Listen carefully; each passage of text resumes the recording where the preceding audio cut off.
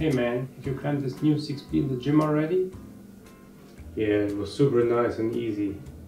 6A, maximum. Only jugs. What? 6A? Only jugs? But there's this really long move in the middle and I had to hold on to these tiny crimps to get to the jugs. Come on, long move. There was no long move. But this other route, the 6C+, this blue one, is really hard. You have to get your foot up really high and to get into this undercling. Ugh, it's just too small. It's impossible. Hard 6C+, come on. It's maximum 6A+.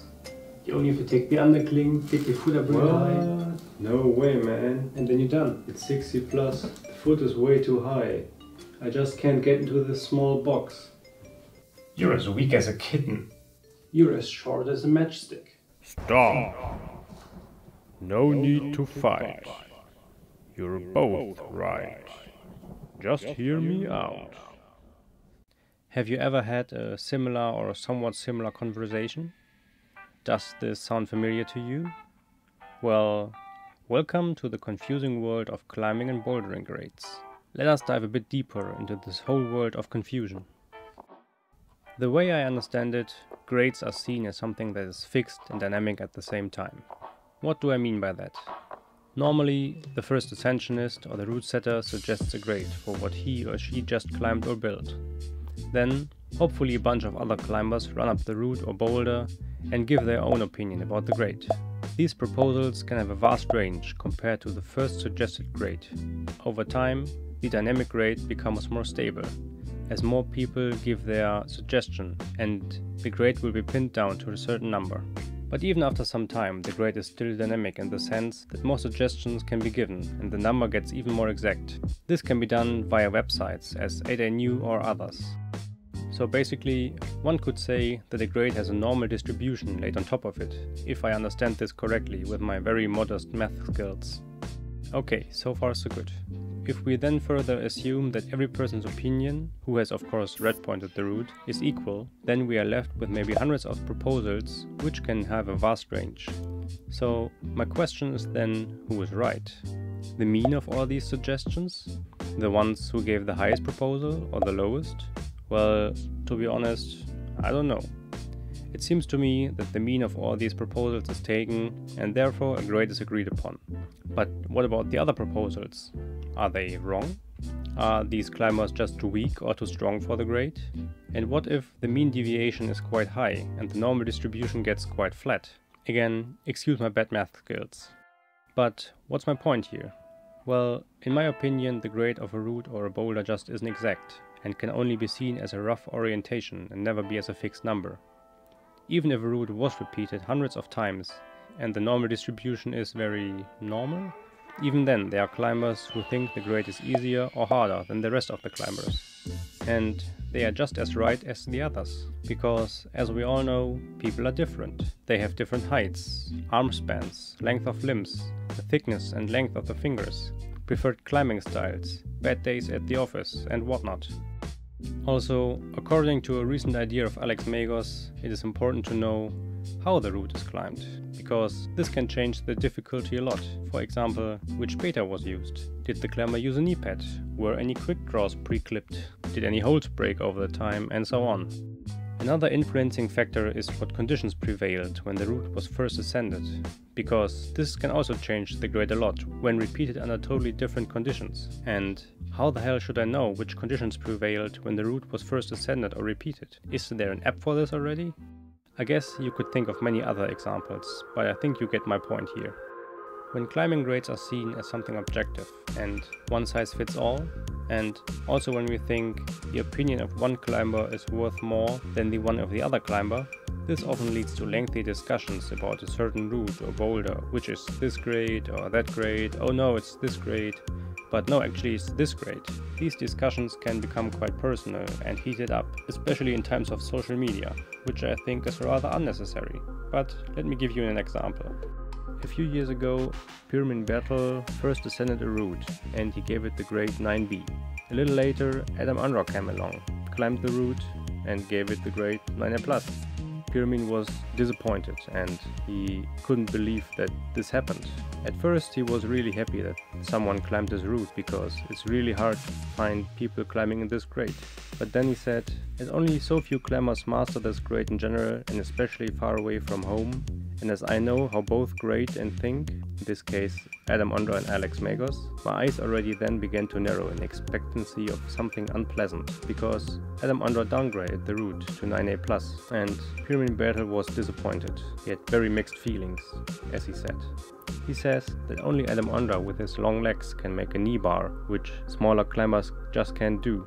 Also, smaller climbers can't downclimb from the third bolt and thus have to clip just before the first crux, which makes downgrading even more a luxury problem for taller climbers like Adam Ondra. So you might say, who is right? The world-renowned climber Adam Ondra or the rather unknown climber Pyramid Bertel? Whom do you like more and whose opinion do you trust more? Well, again, in my opinion, both are right. But it feels to me that it is not seen this way. Most of the people would believe Adam Ondra, I guess, because he has climbed gazillions, Brazilians, quadruple dillions of routes 8A and harder, so he must know it for sure, right? But you might say, if the grades are just an orientation and they are personal and one size doesn't fit all, where does this leave us?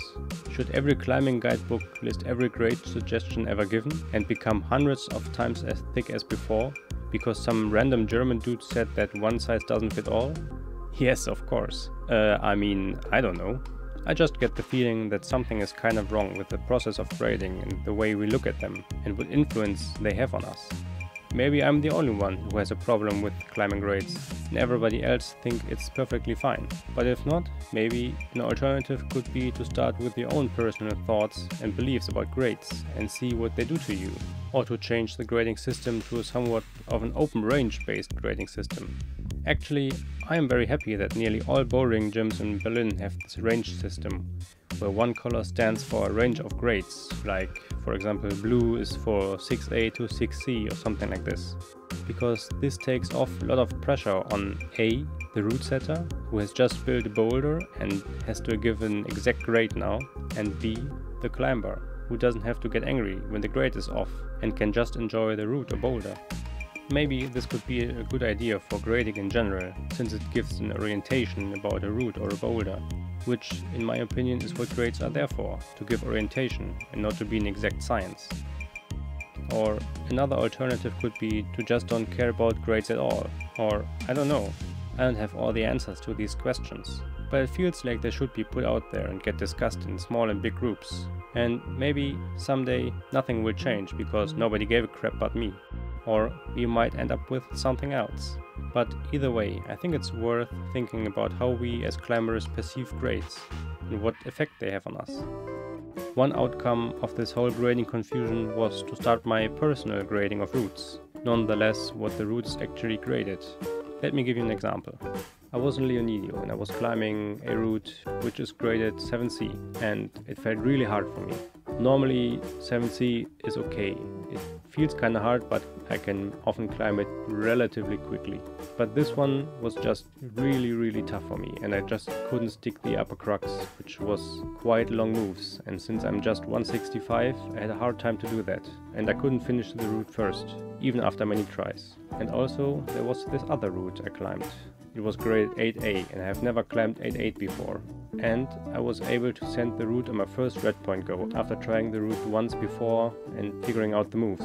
So how is it possible that one route is graded 8A and the other one is 7C when for me it's the other way around basically? In my opinion, the 7C feels way more like 8A and the 8A felt way easier for me than the other route. So in my opinion, these grades should be switched. And when somebody else comes along who's a bit taller or has other preferences than me, and he finds the 7C is a perfect 7C, I say, hey, good on you, but for me it doesn't fit, and the other way around. And just to clarify, of course this whole concept has its limitation. I cannot just say, well, this old school 6A seems really hard for me, so I just graded 9A. I have to stay within certain grading boundaries, which are within my own personal concept of how hard a grade feels. But sometimes an old school 5C in Franken Euro does rather feel more like in the upper 6A to 6C range, or 6Bs sometimes feel like they are in the 7A range. And that just shows that grades are definitely not objective and equal for all routes or climbers. And just to clarify, I don't want to use the upgrading of a route as an excuse for my poor climbing. I also downgrade routes if it feels necessary, and this just happens as well as upgrading. Or the grade is just perfectly fine, I just leave it like the way it is. And whenever someone asks me which grade the route is, I would tell them my personal grade, not the one that is in the climbing guidebook, because this just is the way I perceive the route. But of course, this has limitations, because the other climber might find the route easier or harder than me, because he has just different proportions. I guess all I'm trying to say is that grading is a very confusing topic, and I could go on talk about it for ages, but I feel like this video is already long enough and nobody's gonna watch it till the end anyway, so I just stop here, and I leave you with this idea about grades. And let me know what you think about this. Am I just a hypocrite who just has no clue what's going on, or am I onto something here? I don't know, you tell me. Bye bye.